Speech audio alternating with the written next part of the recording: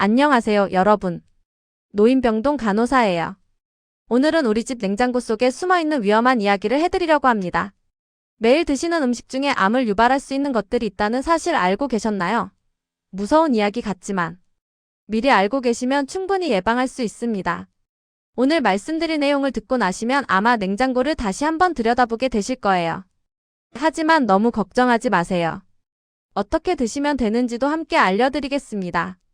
먼저 구독과 좋아요 눌러주시면 빠르게 넘어갈게요. 첫 번째로 말씀드릴 것은 가공육입니다. 햄, 소시지, 베이컨 같은 것들 말이에요. 아마 많은 분들이 좋아하시고 자주 드실 텐데요. 안타깝게도 세계보건기구에서 1군 발암물질로 분류했습니다.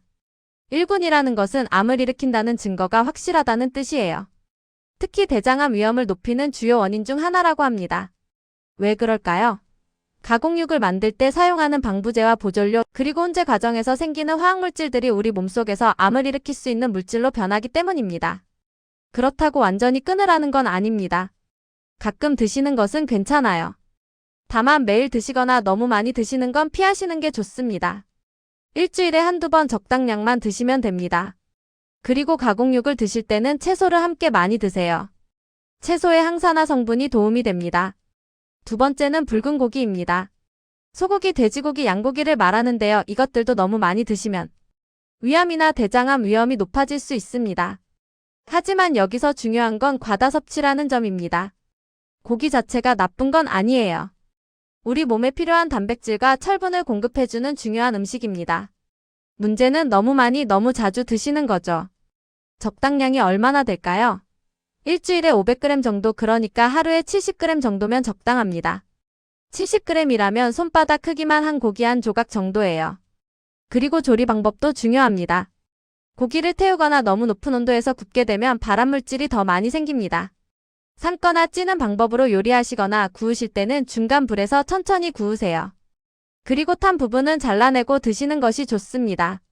세 번째는 탄 음식들입니다. 숯불구이, 직접 불에 그을린 고기, 심지어 탄빵까지도 여기에 포함됩니다. 고온에서 음식을 조리하면 벤조피렌이라는 발암물질이 생깁니다. 이 물질이 우리 위와 장에 해롭다는 연구 결과가 많아요. 특히 직접 불 위에서 기름이 떨어져 연기가 나면서 그 연기가 다시 음식에 붙는 경우가 가장 위험합니다. 그렇다고 구이 요리를 아예 하지 말라는 건 아닙니다. 몇 가지만 주의하시면 됩니다. 첫째, 기름기가 적은 부위를 선택하세요. 둘째, 미리 양념에 재워두시면 발암물질 생성을 줄일 수 있습니다. 셋째, 탄 부분은 반드시 제거하고 드세요. 넷째, 자주 뒤집어주면서 한 부분이 너무 타지 않게 조심하세요. 암을 유발할 수 있는 냉장고 음식. 네 번째는 짜고 절인 음식들입니다. 젓갈류, 김치, 각종 절임 식품들이 여기에 해당됩니다. 우리나라 사람들이 좋아하는 음식들이 많이 포함되어 있어서 좀 안타깝긴 하지만요.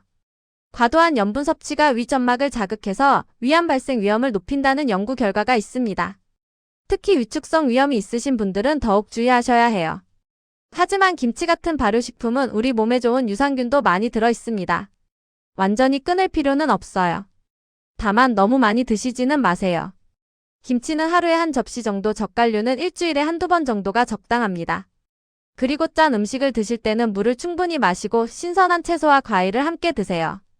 특히 토마토, 양파, 마늘 같은 것들이 위를 보호하는 데 도움이 됩니다. 다섯 번째는 당분이 많은 음식들입니다. 케이크, 단 음료수, 가공된 디저트류들 말이에요. 이런 음식들이 직접적으로 암을 일으키지는 않지만 비만을 유발하고 비만은 여러 종류의 암 위험을 높입니다. 특히 유방암과 대장암 위험이 증가한다고 알려져 있어요. 또한 당분을 너무 많이 섭취하면 우리 몸의 면역력도 떨어뜨릴 수 있습니다. 단 음식을 완전히 끊기는 어려우시겠지만 가능하면 자연 당분이 들어있는 과일로 단맛을 해결하시는 게 좋습니다. 인공 감미료가 들어간 음료보다는 물이나 차를 드시고 케이크 같은 디저트는 특별한 날에만 적당량 드세요. 그렇다면 어떻게 드시는 게 좋을까요? 몇 가지 간단한 원칙을 말씀드리겠습니다. 첫째, 다양하게 드세요. 한 가지 음식에만 의존하지 마시고 여러 종류의 음식을 골고루 드시면 위험을 줄일 수 있습니다. 둘째, 신선한 채소와 과일을 충분히 드세요. 하루에 5가지 이상의 다양한 색깔의 채소와 과일을 드시면 좋습니다. 셋째, 조리 방법을 바꿔보세요. 굽고 튀기는 것보다는 삶고 찌는 방법을 더 많이 사용하세요. 넷째, 적당량을 지키세요. 아무리 좋은 음식도 너무 많이 드시면 좋지 않습니다. 오늘 말씀드린 내용들이 조금 무섭게 느껴지실 수도 있지만 너무 걱정하지 마세요. 암은 하나의 원인으로만 생기는 것이 아니라 여러 요인들이 복합적으로 작용해서 생기는 질병입니다. 오늘 알려드린 것들을 참고해서 조금씩 식습관을 개선해 나가시면 됩니다. 건강한 식단과 규칙적인 운동, 충분한 휴식이 가장 중요한 예방법이라는 점 꼭 기억해 주세요. 여러분의 건강한 생활을 응원합니다.